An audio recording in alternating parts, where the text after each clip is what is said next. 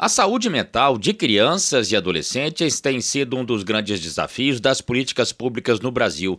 Para garantir um atendimento mais eficiente e fortalecer a rede de proteção, o Ministério Público de Minas Gerais promoveu uma capacitação dos coordenadores regionais de defesa da criança e do adolescente sobre a rede de atenção psicossocial, a RAPS, para falar sobre a importância dessa iniciativa e sobre os desafios da saúde mental infanto-juvenil. O MPMG Entrevista recebe a coordenadora do Centro de Apoio Operacional das Promotorias de Justiça de Defesa da Saúde, promotora Giovana Carone. Olá, promotora, seja muito bem-vinda ao MPMG Entrevista. Explica pra gente por que é importante essa capacitação de quem trabalha com a rede de proteção a crianças e adolescentes. O principal objetivo foi realmente qualificar a atuação dos coordenadores de justiça da infância e juventude na defesa do direito à saúde mental de crianças e adolescentes. E a gente pretendeu, com esse encontro, aproximar os campos jurídico e sanitário, apresentar os fundamentos, a organização, os desafios da RAPS, a rede de atenção psicossocial, para que a atuação ministerial ela seja cada vez mais técnica, resolutiva e alinhada às diretrizes do SUS e da ressonância psiquiátrica. Promotor, e assim, só explicar, quem participou da capacitação, mais especificamente falando? Foram os coordenadores regionais de defesa da criança e adolescência, os CREDICAS. Que são os promotores de justiça, né? Isso, que são os coordenadores regionais, como se fosse, tem o da saúde e tem também da infância e juventude, da infância e adolescência. E a equipe deles foi uma reunião híbrida, então alguns estavam presencialmente em Belo Horizonte e outros estavam participando de forma híbrida, e alguns, os coordenadores aqui e as equipes, por exemplo, do Sul, Noroeste, aí Jequitinhonha. Então, houve essa capacitação. E, promotora, nessa capacitação, foi debatida a questão desse mecanismo, dessa plataforma que foi lançado, Aqui Tem RAPS? Foi sim, foi debatida a questão do Aqui Tem RAPS, que é uma plataforma, uma ferramenta de inteligência institucional que foi desenvolvida justamente para permitir a identificação dos déficits da RAPS no território, nos municípios e nas macro-regiões de saúde. Então, mais do que apontar problemas, essa ferramenta, ela indica os parâmetros técnicos necessários para a implantação do serviço, permitindo que o Ministério Público atue de forma estratégica na indução da expansão da rede de atenção psicossocial. Promotores de justiça que atuam nessa área, todos já estão cientes e acessando a plataforma? Esse acesso ele tem acontecido e hoje, quando a gente chega algum pedido de apoio para o Call Saúde, na seara da saúde mental, qual a primeira providência que a gente faz?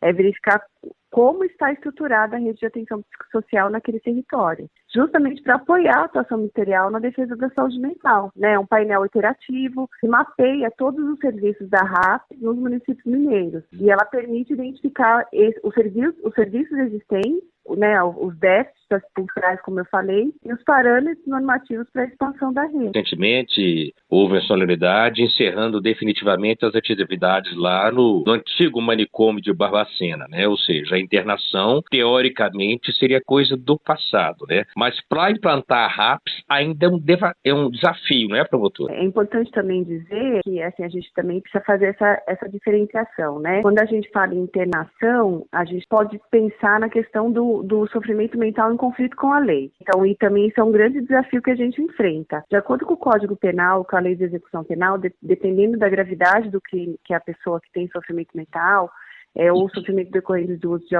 altas drogas ela comete, existe a imposição da medida de segurança, de acordo com a gravidade, ela pode ser de internação ou de tratamento ambulatorial. Normalmente ocorre essa modulação para tratamento ambulatorial. Quando a gente fala assim do sofrimento mental, na questão da internação, ela é uma medida ainda prevista, só que a questão ela não pode ser realizada em local que tenha características asilares. Então, esse é o grande desafio, o depósito de pessoas. E o Ministério Público de Minas vem trabalhando assim de forma muito diuturna, junto com os promotores, com os coordenadores regionais de defesa da saúde, para que a gente não permita que isso aconteça. Então, o Hospital Colônia, que a gente viu aquela barbaridade, o Holocausto brasileiro, mas o Jorge Vaz, o Hospital Jorge Vaz, que é, né, a questão do hospital de custódia e tratamento, ele ainda está mantido. Como é que o Ministério Público vê, o Cal Saúde vê, essas residências terapêuticas?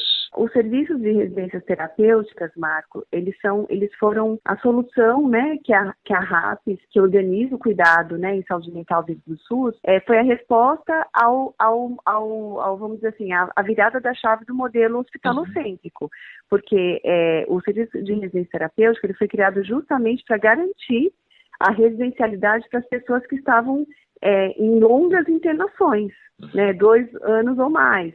Só que hoje a gente tem visto tantos desafios que até esse prazo ele fica comprometido, porque as pessoas às vezes, não têm mais vínculo, estão em situação de rua, estão em situação complicada, mas o serviço de residência terapêutica, ele é a moradia para essas pessoas que estavam há muitos anos institucionalizadas. E o Aqui Rap faz justamente isso. A gente vai fomentar também a necessidade da criação desses serviços que garantem essa rede substitutiva ao modelo manicomial, ao modelo hospitalocêntrico, ao modelo de depósito de pessoas. A falta de CAPS, ele é um dos maiores desafios ainda da política de saúde mental? A gente também tem uma outra questão, que é a questão da habilitação desses equipamentos, né, do Centro de Atenção Psicossocial. Existem portes populacionais, né? O requisito é o porte populacional. E a gente sabe que em Minas Gerais nós temos maioria dos municípios são de pequeno porte, o que induz a necessidade de regionalização desses serviços. Os CAPs é o eixo estruturante da RAP, né? Da política de saúde mental dentro do SUS. Quando não existe CAPs adequado, né? Número de CAPs adequados para a população, a gente vê que esse serviço ele fica deficitário, ele não é um serviço completo. Então, assim, a gente precisa, e por isso que o Aqui Rap ele foi pensado, né, justamente para que a gente identifique onde estão os gargalos, né, assistenciais na defesa da saúde, para que a gente consiga ofertar e qualificar essa rede que a diretriz principal é o cuidado em liberdade. Porque enquanto não houver rede, Marco, a gente vai ter sempre esses arranjos de institucionalização, internação, como se fosse a primeira medida. A internação psiquiátrica, ela é uma modalidade terapêutica, mas é como se fosse o último recurso a ser pensado, né? Como se todos os recursos extra-hospitalares se mostrarem insuficientes. Nós temos denunciado nesse sentido.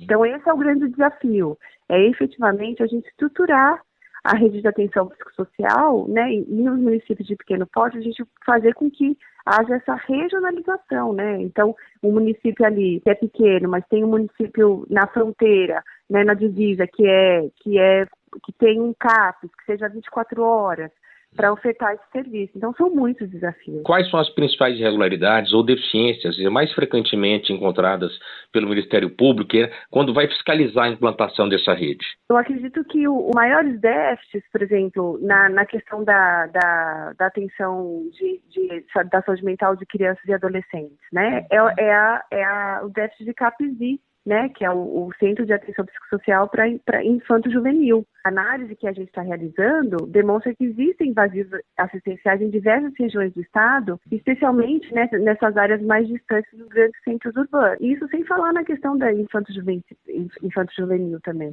A gente tem esse déficit que já está mapeado, né, os dados que são alimentados no Aqui Rap são do Power BI da Secretaria Estadual de Saúde, né? Então são dados que vêm do próprio Estado.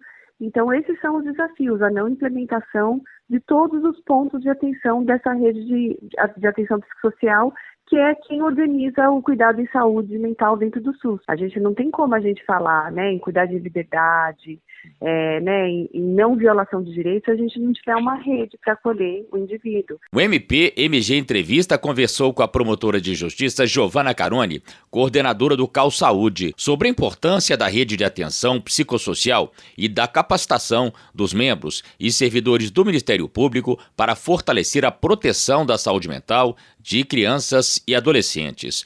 Até a próxima. Do Ministério Público de Minas Gerais, para a agência Rádio Web, Marco Aurélio Franco.